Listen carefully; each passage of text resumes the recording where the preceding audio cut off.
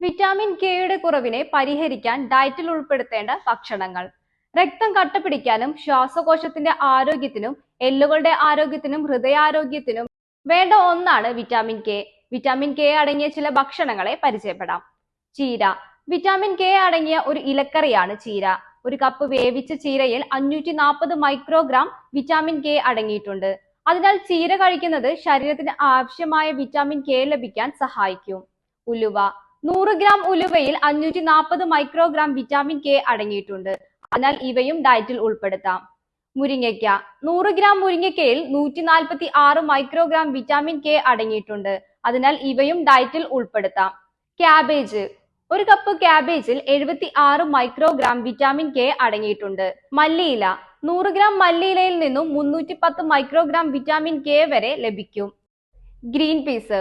ഒരു cup green പീസിൽ 25 microgram vitamin K അടങ്ങിയിരിക്കുന്നു. വിറ്റാമിൻ കെയ്ക്ക് പുറമെ fibre, protein, iron, phosphorus, vitamin A, C എന്നിവയും ഗ്രീൻ പീസിൽ അടങ്ങിയിരിക്കുന്നു.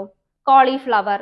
ഒരു കപ്പ് കോളിഫ്ലവറിൽ 17 മൈക്രോഗ്രാം വിറ്റാമിൻ കെ അടങ്ങിയിട്ടുണ്ട്. മുട്ട.